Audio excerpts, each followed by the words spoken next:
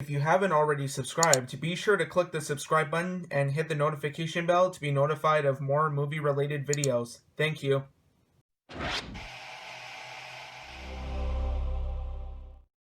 What's going on, guys? It's that guy with movies back here again, and today's video is going to be a very special video because I am very happy to announce that my library has officially reopened. Yes, finally. They've been closed for months and months and months, and I kind of wish that I went there a little bit, sooner, like maybe during July or whatever, but they were still closed. They were still doing just like, oh, you can come into like the front foyer only, and that's about it. You can just check out movies from their like hits to go thing, which is basically just newer stuff that you're only allowed to keep for a week and everything. But they have finally reopened, so now I can actually go into the rest of the library and go check out what they have in terms of, movies, games, books, what have you. And, yeah, very happy to announce that they are finally reopened, and I actually got a decent amount of stuff here. I've got a few games to show you guys, I've got a lot of movies to show you. Plus, stick around until the end, and I'll show you guys 2 pops that I picked up a little while ago, and, the video coming on Tuesday, I'll show you guys the last 3 pops that I need to show, because I picked up 5 of them, so I'm showing 2 of them. But for right now, I'm going to show you guys what I picked up. So just hold on one second as I grab everything here. There we go. So this is all of the stuff that I ended up picking up here. Yes, a very big stack of stuff. And whatever I have watched as well, I'll provide you guys with some reviews. And unfortunately, it's not really a whole lot of stuff that I've seen out of this whole pile. I mean, like, this is a lot of movies to go through, so I've only watched a few of them, but I do plan on watching most, if not all of them. So without further ado, let's get started. So I'll show you guys the games quickly first here. So I picked up 4 of them, all Xbox One, of course, because that is my main system that I play on. So the first one here is Far Cry 5, and unfortunately I cannot play this one, so I did have to go to Walmart. You guys saw on Tuesday's video that I did pick up a copy of this one, and that I would tell you guys what happened with the library copy of this game. And it didn't work. I tried to install it, and it didn't work for some reason. Because normally when you install Xbox games, or Xbox One games, I guess, when you insert them into your system, while they're installing, they should say, like, disk and then network, and then how much, like, has been downloaded. But unfortunately, the network part of it didn't show up, and the disk part only installed about 3 gigabytes out of a 40 gigabyte file, so unfortunately it didn't work. So somebody must have probably wiped some of the files on the disk. I don't know how that's even possible, but it might have been possible. Like, there's some scratches on here, but nothing that I would think affect, or like would affect gameplay. But yeah, I don't know, just a really kind of odd scenario. Like, I don't know how somebody would have wiped the files from that game, because it only installed 3 gigabytes, and that's it. So, I don't know what's going on with that. And then the next one here is actually, out of all these games, the one that I've played, and that is World War Z here. This is a newer game from last year. And playing this one, I was kind of expecting something a little bit better. I was expecting, like, not an adaptation of the Brad Pitt movie, but I was kind of expecting, kind of a more linear kind of, story-based game. But unfortunately, it's one of these kind of co-op ones. Like, if you guys have ever played Left 4 Dead, it's kind of like that. So, like, Left 4 Dead is a lot better, of course, but basically, in Left 4 Dead, you have, like, a few different campaigns. You got, like, I don't know, let's say 5 different campaigns plus, DLC ones. And you've got, like, 5 chapters to each of them, and then you just pick whatever chapter, pick whatever loadout, and you're on your way. That's pretty much what World War Z is all about here, and I don't know, it was, I don't know. If I maybe found it at the pawn shop for like a couple bucks, I would maybe pick it up, but otherwise I wouldn't pay $30 to like $50 for this game. I don't really think it's worth it, but it was okay. I had some fun with it, but overall, kind of disappointing. Next one here I got, and I think it was kind of a mistake because I'm pretty sure I rented this game before, and that was NHL 18. I'm pretty sure I rented this before, so I don't know, kind of wasted a spot there with grabbing these games because I'm only allowed to pick up 5 games at the library. I don't know why, but you know, that's just how they're doing it now. But last one here was Lego DC Supervillains, and you know, I like the Lego games. They're kind of my guilty pleasure one. They're easy, they're fun, they're something you can just kind of relax to, and I think everyone likes playing these games. So yeah, that's pretty much why I rented this one. I actually, out of all of the Lego ones, like, I haven't played some of them, but this is a brand new one, so I haven't played it yet. But yeah, Lego DC Supervillains. Hopefully this one is pretty good because, like I said, I do like the DC games. They're kind of my guilty pleasure. So picked up that one. So that is it for the Xbox games here. So I'll just go ahead and put those aside. And now we will move on to the movies here. So I got a pretty sizable stack here. Once again, I will review them, like, kind of briefly, if I've seen them or not, but I picked up a lot of DVDs. Only one Blu-ray they had there that I wanted, or I wanted to rent and watch, I guess. And that was Hail Caesar here. And this one I have watched. It was okay, I guess. I don't know. I like the Coen Brothers movies. I haven't seen, like, absolutely all of them, but I do like the movies that I have seen of theirs. But this one, I don't know. It's just pretty disappointing. You got a great cast in here. You got Josh Brolin, George Clooney, Ralph Fiennes, Jonah Hill, Scarlett Johansson, Frances McDormand, Tilda Swinton, Channing Tatum. You got a lot of really good, like, a really good cast in here, really good cast members. And you also got some really great writers and directors doing this movie. Unfortunately, just didn't do it for me. I don't know. Like, it was just something about it. Like, it was just, like, it was slow. It just wasn't interesting. I don't know. Like, it was just kind of bad. I don't know. I don't really know what to, you know, say about this movie. You can have some fun out of it, I guess, but I don't really think it's my kind of movie, though. But I rented it because I like the Coen Brothers and I like the cast in here, but that's pretty much about it. I didn't really care for this one at all. So there is Hail Caesar. And next couple here I have not seen yet, but I do plan on watching this one, especially this next one here, and that is The Mule, which is the brand new Clint Eastwood movie. I'm pretty sure it's brand new. Oh no, I guess there's Richard Jewell, which he did last year. So this is kind of one of his newer ones, which it seems really interesting. It's inspired by a true story. It sounds like a really interesting movie. He becomes a drug mule. And, you know, like I said, it seems really interesting. I do want to watch this one. It's kind of cool to see Clint Eastwood.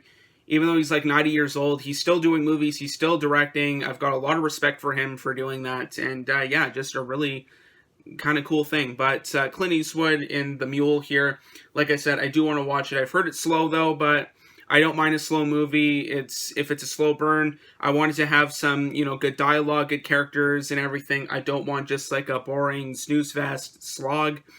So yeah, I hope this one will, you know, be one of those better kind of slower paced character pieces. But The Mule here, I do still want to watch that one.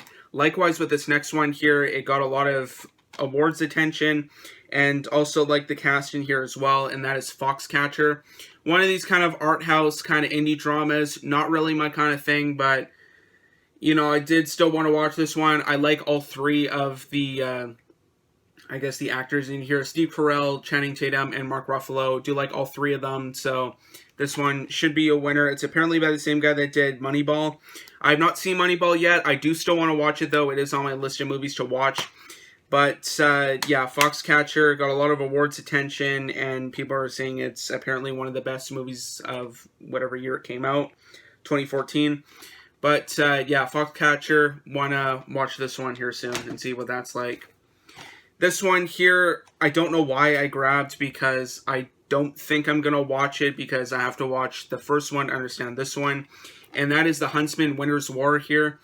I've heard a lot of pretty bad things about this one, but once again, you got a pretty good cast in here. But unfortunately, I've not seen Snow White and the Huntsman, so I can't really, you know, say too much about what that movie is like, or, you know, what I'm expecting coming, or what I'm expecting going into this movie. But, you know, you get Chris Hemsworth. I'm not a fan of him, but you also got Charlize Theron, Emily Blunt, Jessica Chastain, which I am a fan of. I do like them. Just not Chris Hemsworth, though. And, yeah, I don't know if I'm going to watch that one. So there's that. The next one here I did watch, and actually the next couple I did watch. And the first one here is The Darkest Minds, which I did watch a couple of days ago. And pretty bad. I didn't really care for this one. I knew what I was getting coming into this movie, and I got exactly what, I was expecting. Just one of these young adults, kind of the same thing, very bland, very generic. Just kind of felt like an X-Men ripoff too, just like with these kids having powers and that. I don't know, like it was pretty bad. I didn't really like this one at all. Very boring plot, very bad acting, very bad writing, and just I can go on and on with all the problems with this movie, and just it was pretty bad. I don't recommend watching that one. If you're a fan of the book, apparently it is based on a book, I don't recommend watching this movie. So that's that. And the next one here, this one, however, I do recommend watching this movie, and that is Steve Jobs, which is a movie that I did watch a little while ago. Not necessarily a little while ago, probably like, a long time ago, I'd say, when it was still on Netflix in Canada here. And, yeah, I didn't really care for it then. I didn't really know what I was getting with this movie. I thought I was going to get a little bit more of a straightforward biopic about Steve Jobs, but that's not necessarily what I was getting. But I did rewatch this one recently, and I enjoyed it. It was good. Now that I know what I was getting from this movie, it's not a straightforward Steve Jobs biopic. If you're expecting something like Jobs with Ashton Kutcher, which was kind of more of a straightforward biopic about Steve Jobs' life, that is not what you're going to get with this movie. This movie, though, it is a better movie, but, the structure of it is a little bit different because it's actually just three different parts, or three important parts of Steve Jobs' life. Three different product launches. So you got, like, the launch of the Macintosh, the launch of, his Next computer, and then, like, that's literally what the company's called Next, and then the launch of the iMac. So it's basically three important product launches during Steve Jobs' life, and, you get some really great writing here from Aaron Sorkin. I also like Danny Boyle as a director as well, and, yeah, just really good casting in here, really great acting. Like I said, really great writing. Overall, it was a winner in my books the second time around, and if you're interested in technology, if you're interested in Steve Jobs' life, I would definitely recommend watching this one. And there's actually also a documentary on his life as well, which was also pretty interesting. I think it's called Steve Jobs, the Man in the Machine, or The Man Inside the Machine, or something like that. It had, kind of like a longer title like that, but I recommend watching that documentary. I'll probably put it as like a caption right here once I search it up, but that was a pretty interesting documentary, and this was a pretty good movie, but I recommend watching this one over the Ashton Kutcher Jobs biopic. And the next one here was actually my most recently watched movie, and that was Crimson Peak here, another movie that kind of subverted my expectations in a more negative way. This was a movie I did not like either. It was just very boring, very slow, very bad. It was kind of marketed as a horror movie. It even, like, just look at the cover, it even looks like a horror movie. It is not a horror movie, even though it's directed by Guillermo del Toro, who was known for horror movies and thriller and fantasy, and that. This is not a horror movie. This is more of kind of like a gothic romance kind of movie. If you're into that kind of stuff, I won't fault you. I respect your opinion. This movie, just like Hail Caesar, it just wasn't for me, but I can see why people like this kind of movie, and, like this movie as well. Just this one, once again, like Hail Caesar, didn't do anything for me. I didn't like it. I was just kind of checking the time, just waiting for this one to end, and just, yeah, I didn't like this one at all. So there's that one. And the next movie here, I have not, or actually the next two I have not seen, but this next one here is The Edge of 17, and once again, I've heard a lot of pretty good things about this movie. I do like coming-of-age movies. I really like, The Breakfast Club is one of my favorite movies of all time. So was Dazed and Confused. I really like 16 Candles and all of that good stuff. So hopefully this one is also a pretty good movie as well. I do like Woody Harrelson. So hopefully this one should be pretty good. And I do like Haley Steinfeld as well. But Edge of 17 here, I do want to I do still want to watch this movie. Hopefully I can watch it soon.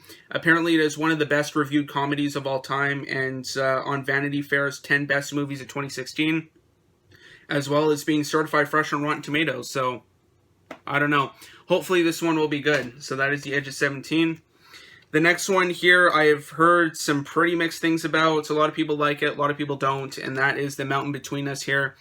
Idris Elba and Kate Winslet are in this one. And I like survival movies, so this one, you know, hopefully I'll like, but I've heard, once again, like Crimson Peak, it's more of a romance than the kind of movie that it was advertised as being. Like, if you're expecting something like The Grey with this movie, you're probably not going to get it. You're probably going to get, like, you know, more of a romance, but that is The Mountain Between Us here. Once again, haven't seen it, so I can't comment on it. And then the next one here I did watch, and that is... This is also a movie that I think I've rented before, just never got around to watching it, and that is Miss Peregrine's Home for Peculiar Children. Finally got around to watching this movie, and I gotta say, contrary to popular belief, I really enjoyed this movie. I was really surprised by it. I really enjoyed it. For all the people that are saying, you know, this is one of Tim Burton's lesser movies, it's just, this one kind of sucks when you compare it to the book. Once again, I think I said this before in one of my latest videos, kind of. I think I said it a couple videos ago. If you watch book-to-movie adaptations, don't view it as an adaptation of the book. View it as its own separate movie, and I think you'll get more enjoyment out of it. That's kind of how I got enjoyment out of the Percy Jackson movies. Even though I read the book, it's not accurate at all to the book, but I still enjoy them as movies, not as adaptations. So this is kind of how you have to, you know, go into these movies, because they're not always going to be accurate. If the book is like 500 pages long, obviously they have to cut a lot of material out to fill a 2-hour running time.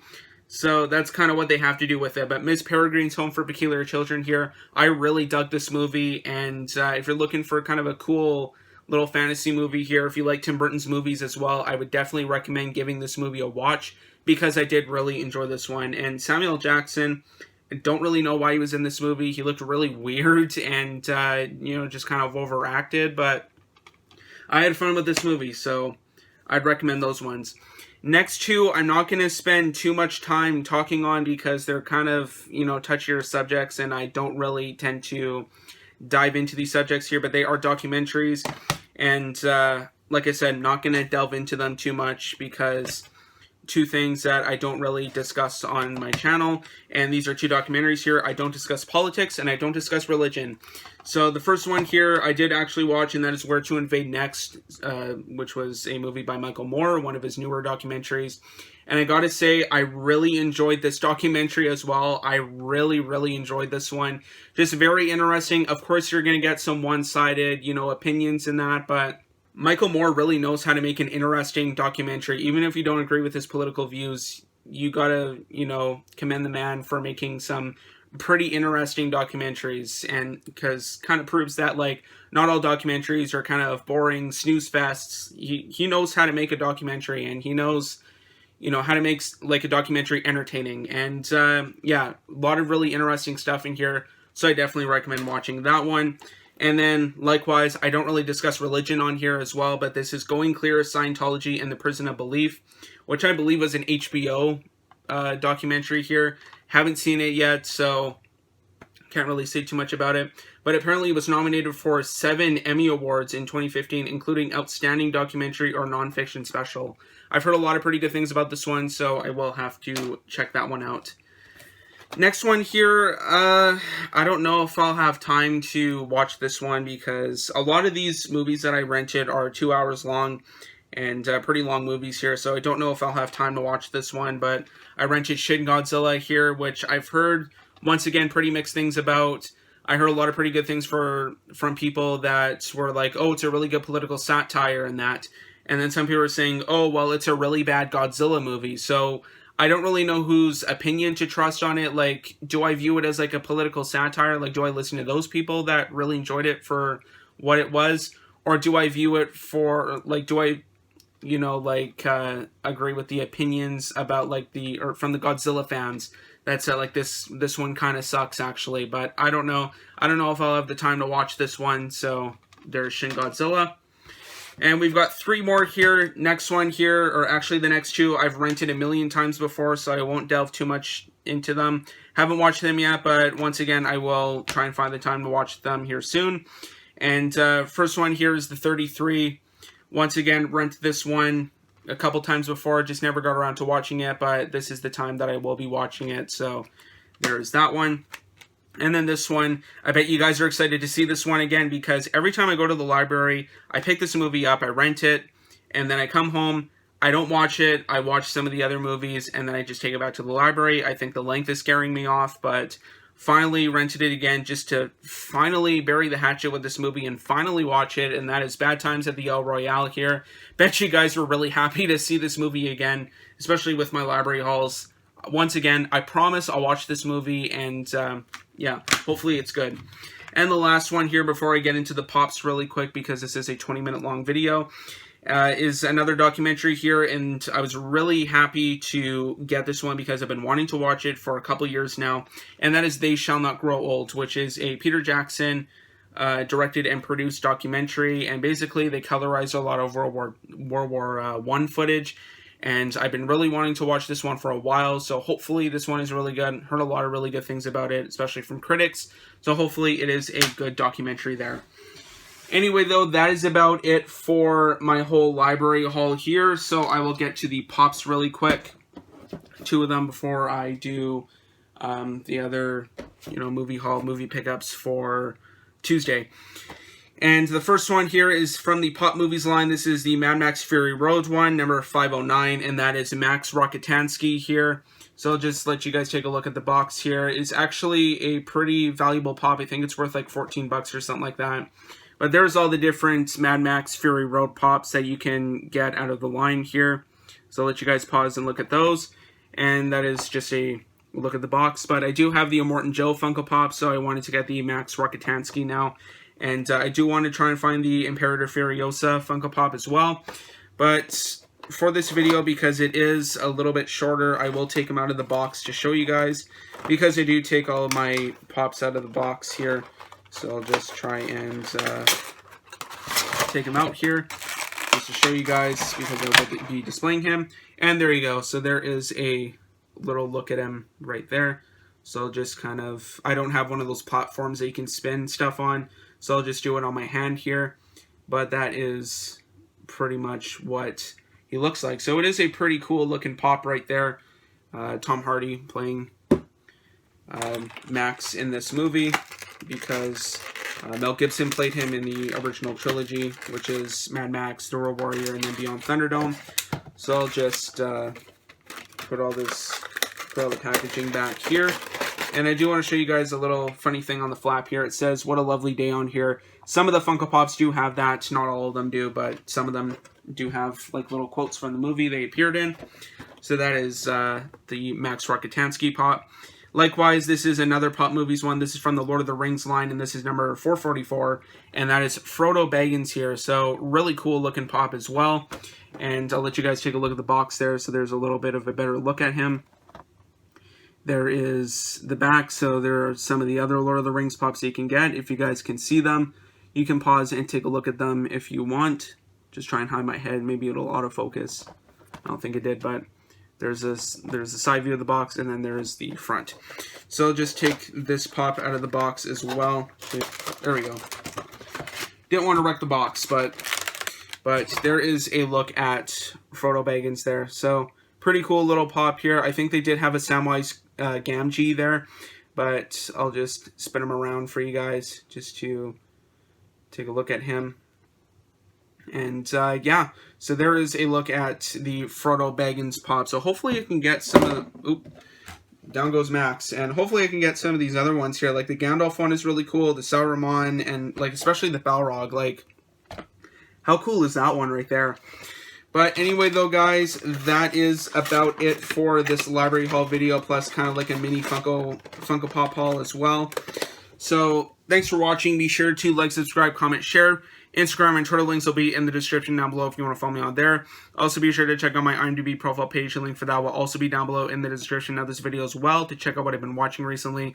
Also, if you're new to my channel or if you're already subscribed, be sure to click the bell to be notified of future videos. A new video every Tuesday and Friday. So anyway, though, guys, that is about it. Thanks for watching. We'll see you all next time. And I actually have to get this video uploaded like pronto here. So thanks for watching. We will see you all next time.